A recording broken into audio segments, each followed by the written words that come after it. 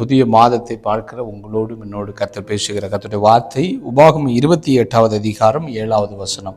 உனக்கு விரோதமாய் எழும்பும் உன் சத்துருக்களை கர்த்தர் உனக்கு முன்பாக முறியடிக்கப்படும்படி ஒப்புக் கொடுப்பார். ஒரு வழியாக உனக்கு எதிராக புறப்பட்டு வருவார்கள், 7 வழியாய் உனக்கு முன்பாக ஓடி போவார்கள் என்று சொல்லப்பட்டதான கர்த்தருடைய வார்த்தை.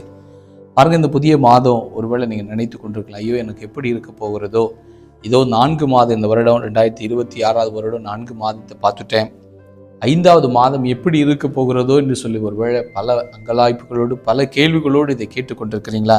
கர்த்தர் சொல்லுகிறார், உனக்கு விரோதமாய் எழும்பும் உன் சத்துருக்களை கர்த்தர் உனக்கு முன்பாக முறியடிக்கப்படும்படி ஒப்பு கொடுக்கப்படுகிற ஒரு மாதம்தான் என்று சொல்லி கர்த்தர் தீர்க்க தரிசனமாய் கர்த்தர் பேச காலத்தில் சத்ருவை ஜெயிக்க முடியல, யாராலும் சத்ருவை ஜெயிக்க முடியல. ஆனால் புதிய ஏற்பாட்டில் கிருபையின் காலத்தில் சபையின் காலத்தில் வாழ்கிற கர்த்தருடைய பிள்ளைகளை உங்களுக்கும் எனக்கும் ஒரு அதிகாரத்தை கர்த்தர் கொடுத்திருக்கிறார். என்ன அதிகாரம்?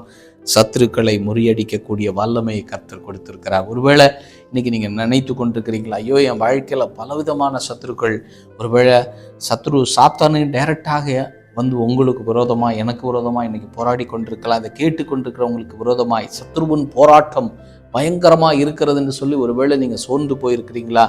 இல்லை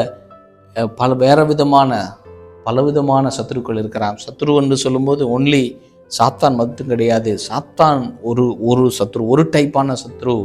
இன்னொன்று, நம்முடைய சரீரமே நமக்கு சத்ருவாய் மாறிவிடும் என்று வேதம் சொல்லுகிறது.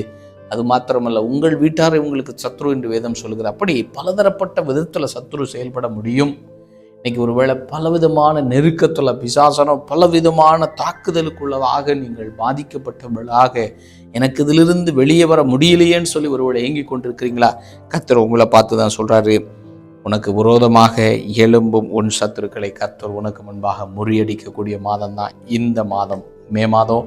அதனால் கலங்காதீங்க. ஐயோ என் குடும்பத்துக்கு விரோதமாக மந்திரவாதம் பண்ணியிருக்காங்களே, பில்லி சூனியம் பண்ணியிருக்காங்களே, மற்றவங்க அப்படி பண்ணாங்க இப்படி பண்ணாங்களே, அவங்க சாபம் போட்டாங்களே, அவங்க தூஷித்தாங்களே, அவங்க எனக்கு விரோதமாக அது பண்ணியிருப்பாங்களா இது பண்ணியிருப்பாங்களான்னு சொல்லி கவலையோடு இருக்கிறீங்களா? எதை குறித்தும் கலங்காதீங்க. கர்த்தராகிய இயேசு உங்களுக்காக சிலுவையில் என்ன செய்திருக்கிறார்? சத்ருவை ஜெயம் பெற்றபடினால, அவரை விசுவாசித்தது உண்மையானால், அவருடைய பிள்ளையாய் மாறினது உண்மையானால், எந்த சத்ருவாதாக இருந்தாலும் அதை ஜெயிக்கக்கூடிய ஒரு அதிகாரத்தை கர்த்தர் உங்களுக்கு எனக்கு கொடுத்திருக்கிறார். காலம் கடைசி தான், ஆண்டோடைய வருகையின் காலத்தில் தான் நம்ம இருக்கிறோம். சத்ருவின் வல்லமைகள் பெருகிற காலம்தான். ஆனாலும் கர்த்தருடைய பிள்ளைகளுக்கு அதையும் ஜெயிப்பதற்கான ஒரு அபிஷேகத்தை கர்த்தர் தரப்போகிறார்.